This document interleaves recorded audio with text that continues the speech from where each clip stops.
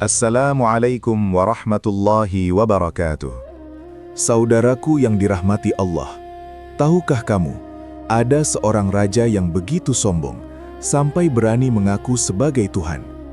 Ia berkuasa atas Mesir, memiliki tentara terbesar, harta melimpah, istana megah.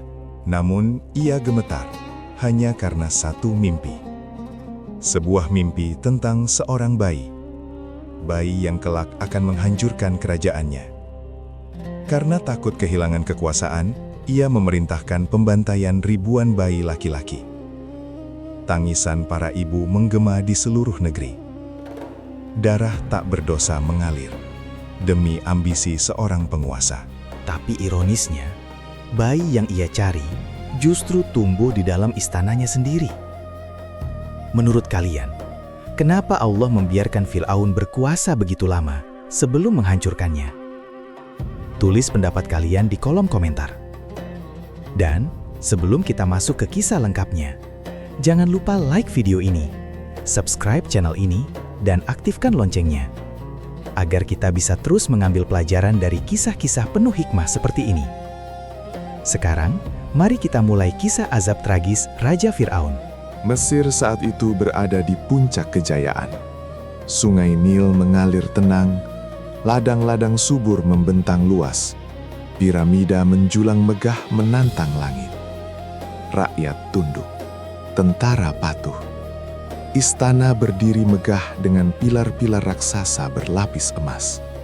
Dan di singgasananya, duduk seorang penguasa yang tidak hanya ingin dihormati, tapi disembah. Dialah Fir'aun. Ia bukan sekadar raja, ia mengangkat dirinya sebagai Tuhan tertinggi. Setiap perintahnya adalah hukum, setiap ucapannya tak boleh dibantah. Siapapun yang menolak akan merasakan hukuman paling kejam. Namun, di balik kekuasaan yang tampak tak tergoyahkan itu, ada satu hal yang tidak bisa ia kendalikan: takdir. Suatu malam, ketika langit Mesir diselimuti gelap dan angin gurun berhembus dingin, Fir'aun terbangun dari tidurnya dengan napas tersengal. Tubuhnya berkeringat, jantungnya berdegup keras. Ia bermimpi. Dalam mimpinya, ia melihat api besar datang dari arah Baitul Maqdis. Api itu menyebar, membakar istana-istana Mesir, melahap singgasananya, dan menghancurkan seluruh kerajaannya. Anehnya, api itu tidak menyentuh kaum Bani Israel. Fir'aun gelisah. Pagi harinya, ia memanggil para ahli nujum, penafsir mimpi, dan penasehat spiritual kerajaan. Mereka berkumpul di aula istana yang luas. Suasana tegang menyelimuti ruangan. Setelah mendengar mimpi itu, wajah para penafsir berubah pucat. Dengan suara gemetar, salah satu dari mereka berkata, "Wahai Raja yang agung, dari kaum Bani Israel akan lahir seorang anak laki-laki. Dialah yang kelak menjadi sebab runtuhnya kekuasaanmu." Sejenak ruangan itu hening. Fir'aun membeku. Wajahnya menegang. Tatapannya berubah tajam penuh kebencian. Seorang bayi, hanya seorang bayi yang akan menghancurkannya. Kesombongannya tidak bisa menerima itu. Ia merasa takdir telah menantangnya. Kalau begitu, katanya dengan suara dingin, jangan biarkan satupun bayi laki-laki dari Bani Israel hidup. Perintah itu keluar tanpa ragu, tanpa belas kasihan. Sejak hari itu, pasukan Mesir berkeliling ke rumah-rumah Bani Israel. Setiap bayi laki-laki yang lahir direnggut dari pelukan ibunya. Tangisan pecah di mana-mana. Jeritan para ibu menggema di ganggang sempit. Mereka memohon, mereka bersujud, mereka menangis. Tapi hati Fir'aun telah membatu. Darah bayi-bayi tak berdosa membasahi tanah Mesir. Tahun demi tahun berlalu, pembantaian terus terjadi. Namun Allah tidak pernah meninggalkan hambanya. Di tengah gelapnya tirani dan ketakutan, takdirnya sedang disiapkan dengan sangat rapi. Di salah satu rumah sederhana Bani Israel, seorang wanita tengah mengandung. Ia bukan bangsawan, bukan tokoh penting, hanya seorang ibu biasa. Namun rahimnya menyimpan rahasia besar sejarah. Malam itu sunyi. Di dalam rumah sederhana itu, seorang ibu melahirkan seorang bayi laki-laki. Wajahnya bercahaya, tangisnya lembut. Namun bagi sang ibu, tangisan itu terdengar seperti ancaman maut. Ia tahu apa arti kelahiran itu. Jika tentara Fir'aun mengetahui, anaknya akan dibunuh. Hari-hari berikutnya dipenuhi ketakutan. Setiap suara langkah di luar rumah membuat jantungnya hampir berhenti. Setiap ketukan pintu membuatnya gemetar. Namun di tengah ketakutan itu, Allah memberikan ilham kepadanya. Sebuah perintah yang terasa mustahil bagi seorang ibu. Susuilah dia, dan apabila engkau khawatir terhadapnya, maka hanyutkanlah dia ke sungai. Jangan takut dan jangan bersedih. Sesungguhnya kami akan mengembalikannya kepadamu dan menjadikannya salah seorang rasul. Perintah itu bukan hal kecil. Dengan tangan gemetar, ia membuat sebuah peti kecil. Dilapisinya dengan kain. Diciumnya wajah bayinya berkali-kali. Air matanya jatuh membasahi pipi mungil itu. Saat fajar mulai menyingsing, ia membawa peti kecil itu ke tepi sungai Nil. Air mengalir tenang, seolah menyimpan rahasia besar. Ia memeluk bayinya untuk terakhir kali. Ya Allah, aku titipkan anakku padamu. Dengan hati hancur, ia meletakkan peti itu di atas air. Peti kecil itu mulai mengalir perlahan. Sang ibu berdiri mematung. Kakinya lemas. Hatinya seperti tercabik. Ia hampir saja berlari menyusul, hampir saja menyesal. Namun Allah meneguhkan hatinya. Sementara itu, arus sungai Nil membawa peti kecil itu menuju tempat yang tak pernah ia bayangkan. Menuju istana Fir'aun. Di taman istana yang megah, para pelayan melihat sesuatu mengapung di sungai. Mereka mengambilnya dan membawanya ke hadapan istri Fir'aun. Saat peti itu dibuka, seorang bayi mungil terbaring di dalamnya. Dan saat itu pula Allah menanamkan rasa cinta di hati wanita mulia itu. Dialah Asiyah binti Muzahim. Ia bukan wanita biasa. Di tengah istana kezoliman, hatinya masih bersih. Ketika Fir'aun datang dan melihat bayi itu, ia hampir saja memerintahkan untuk membunuhnya. Namun Asiyah berkata, "Dia penyejuk mata bagiku dan bagimu. Janganlah engkau membunuhnya. Mudah-mudahan ia bermanfaat bagi kita, atau kita jadikan dia sebagai anak." Fir'aun terdiam. Ironi terbesar sejarah sedang terjadi. Bayi yang ia takuti, bayi yang ia perintahkan untuk dibunuh, bayi yang ia cari ke seluruh penjuru negeri, kini berada di dalam istananya sendiri, dan ia tidak menyadarinya. Sementara itu, di kejauhan, seorang ibu masih menangis. Ia tidak tahu bahwa Allah sedang menjalankan rencananya dengan sempurna. Takdir sedang bergerak. Sungai yang seharusnya menjadi ancaman justru menjadi jalan keselamatan. Istana yang seharusnya menjadi tempat paling berbahaya justru menjadi tempat perlindungan. Dan dari sinilah kisah besar itu benar-benar dimulai. Istana Fir'aun adalah simbol kekuasaan mutlak.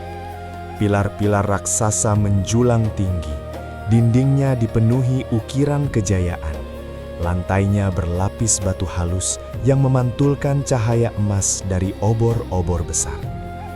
Di tempat inilah para pejabat tunduk, tentara memberi hormat, dan rakyat gemetar.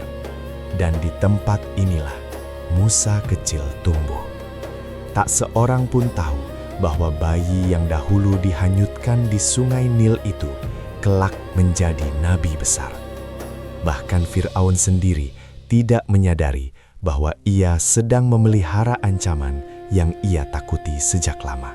Sejak pertama kali digendong oleh Asiyah binti Muzahim, hati wanita mulia itu dipenuhi kasih sayang.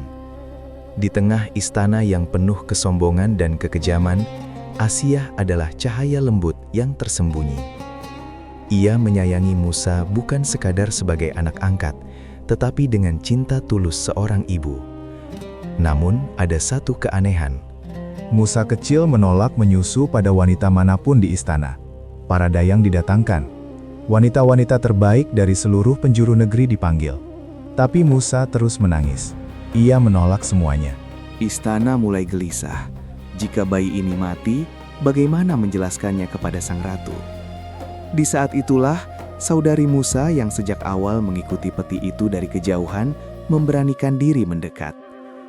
Ia berkata dengan hati-hati bahwa ia mengetahui seorang wanita yang mungkin bisa menyusui bayi itu. Wanita itu adalah ibu kandung Musa sendiri. Betapa sempurna rencana Allah. Sang ibu dipanggil ke istana tanpa diketahui identitasnya. Ketika Musa diserahkan kepadanya, bayi itu langsung tenang. Ia menyusu dengan damai.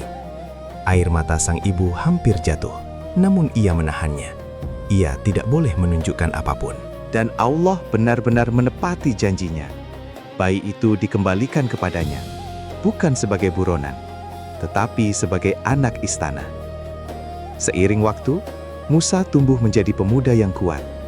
Ia terdidik dalam ilmu istana, memahami strategi, hukum, dan budaya Mesir. Ia mengenakan pakaian bangsawan, berjalan di lorong-lorong emas, duduk dalam majelis para pembesar. Namun darah Bani Israel tetap mengalir dalam dirinya. Ia melihat ketidakadilan. Ia menyaksikan bagaimana kaumnya dipaksa bekerja berat, diperlakukan sebagai budak, dihina, dan ditindas. Sementara dirinya hidup dalam kemewahan. Pergulatan batin mulai tumbuh. Siapakah dirinya sebenarnya? Suatu hari, ketika kota sedang sepi, Musa melihat seorang lelaki dari Bani Israel berkelahi dengan seorang lelaki Mesir. Lelaki dari kaumnya memohon pertolongan. Tanpa berpikir panjang, Musa memukul lelaki Mesir itu. Pukulan itu ternyata mematikan. Musa terdiam. Ia tidak pernah berniat membunuh. Tubuh lelaki itu tergeletak tak bernyawa. Saat itulah Musa menyadari dirinya bukan sekadar pangeran istana. Ia adalah bagian dari kaum yang tertindas. Keesokan harinya, kabar itu menyebar. Fir'aun mengetahui kejadian tersebut. Amarahnya menyala. Perintah penangkapan dikeluarkan. Musa kini menjadi buronan. Ironi kembali terjadi. Anak yang dibesarkan di istana kini harus melarikan diri dari istana itu. Dengan langkah tergesa dan hati penuh kecemasan, Musa meninggalkan Mesir. Ia berjalan menembus gurun tanpa bekal cukup, tanpa perlindungan. Namun Allah sedang membentuknya. Perjalanan pengasingan itu bukan hukuman. Itu adalah persiapan.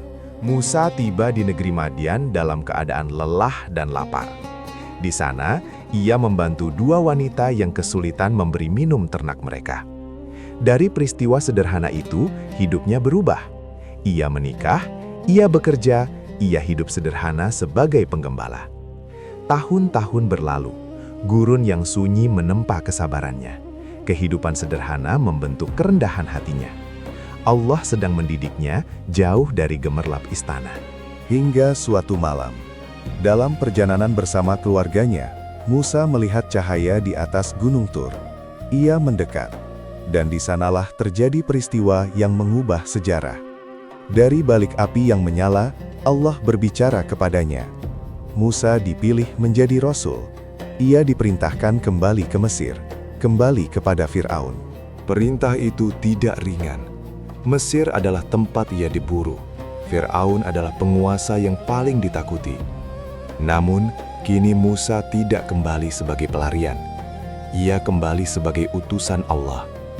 Dengan tongkat di tangan dan wahyu di hati, Musa berdiri di hadapan Fir'aun. Di aula yang dulu ia lalui sebagai anak istana, kini ia berdiri sebagai nabi. Fir'aun memandangnya dengan tatapan campur aduk, marah, heran, meremehkan. "Bukankah kami yang membesarkanmu di antara kami?" katanya. "Dan engkau tinggal bersama kami bertahun-tahun?" Musa menjawab dengan tenang. Ia tidak menyangkal masa lalunya. Tapi ia juga tidak tunduk pada kesombongan itu. Ia berkata bahwa ia datang membawa kebenaran. Ia menyeru Fir'aun untuk menyembah Allah yang Maha Esa.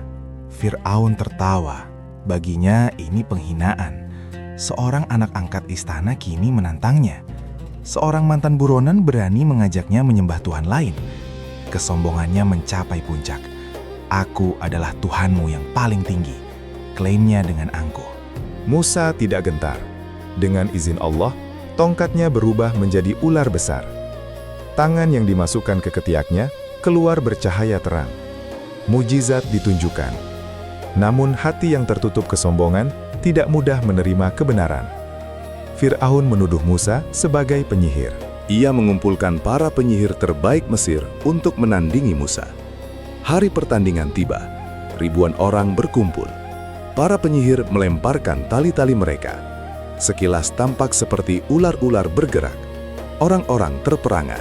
Namun ketika Musa melemparkan tongkatnya, tongkat itu berubah menjadi ular besar yang menelan semua tipuan mereka. Para penyihir terdiam. Mereka ahli dalam sihir. Mereka tahu ini bukan sihir. Mereka langsung bersujud. Kami beriman kepada Tuhan Musa dan Harun. Fir'aun murka. Ia mengancam, menyiksa, bahkan menyalib mereka.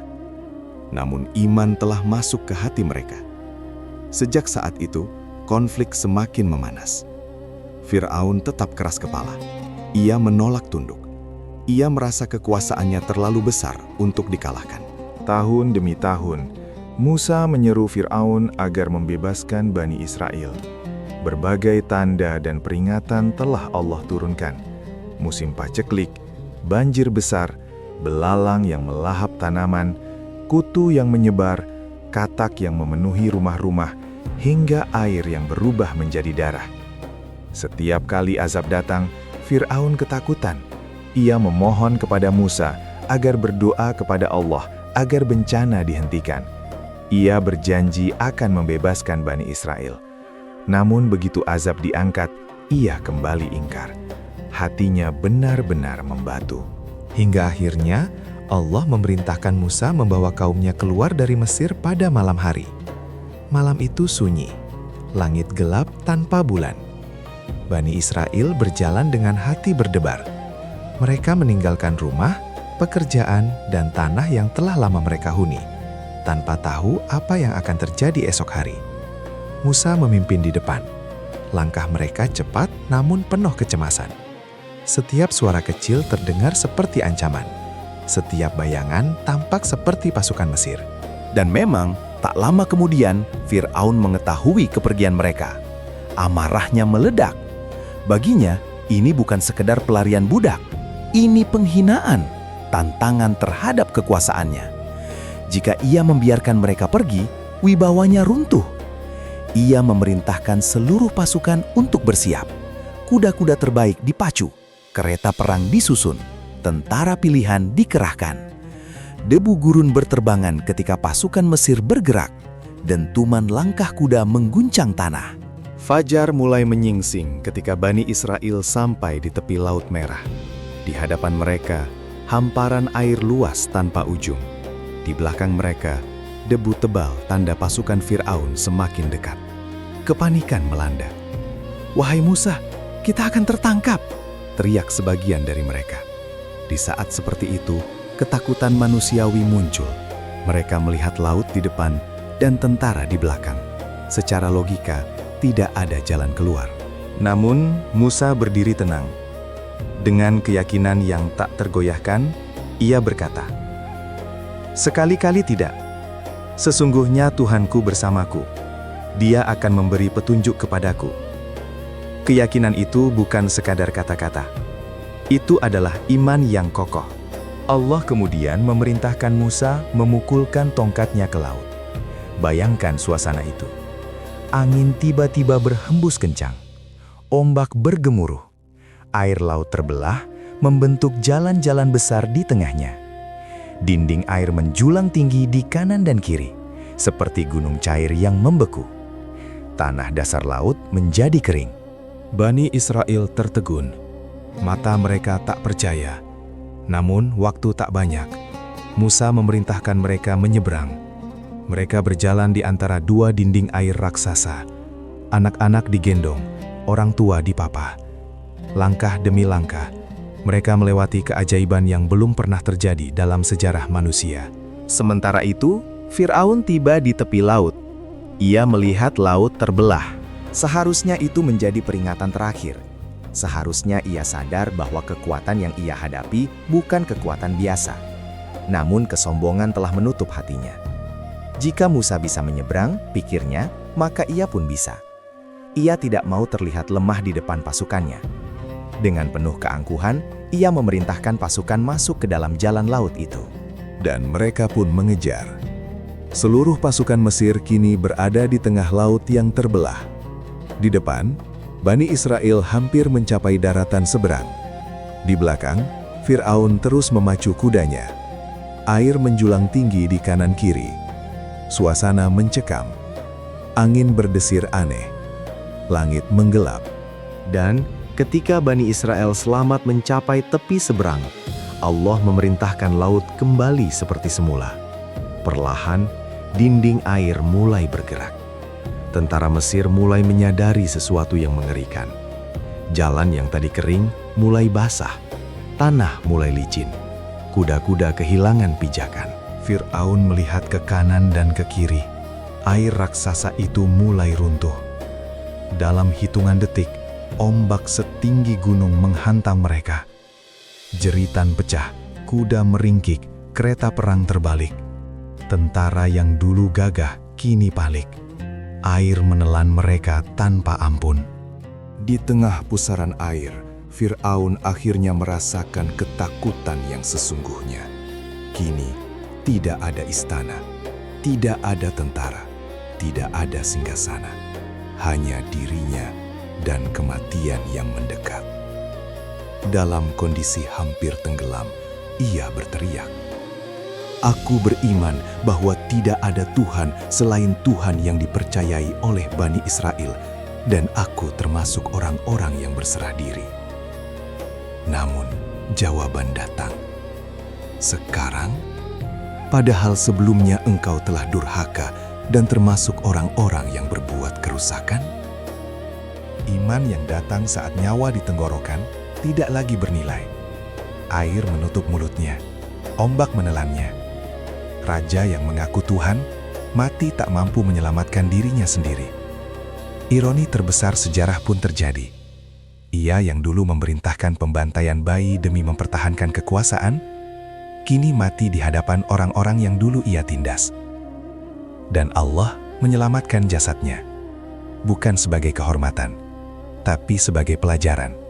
Tubuhnya menjadi tanda bagi generasi setelahnya, bahwa kesombongan sebesar apapun akan hancur di hadapan kehendak Allah. Laut kembali tenang, langit cerah. Bani Israel menyaksikan dari kejauhan, hati mereka bergetar. Mereka baru saja melihat langsung bagaimana Allah menyelamatkan dan membinasakan dalam satu waktu yang sama. Fir'aun tenggelam bukan hanya di laut, ia tenggelam dalam kehinaan. Kekuasaan yang ia banggakan tak mampu menyelamatkannya. Tentara yang ia banggakan tak mampu menolongnya. Kekayaan yang ia kumpulkan tak mampu membeli satu detik tambahan kehidupan. Begitulah akhir seorang raja yang merasa dirinya paling tinggi. Dan dari peristiwa itu, sejarah mencatat satu pelajaran abadi. Kesombongan adalah awal kehancuran, dan kezoliman tidak pernah menang selamanya.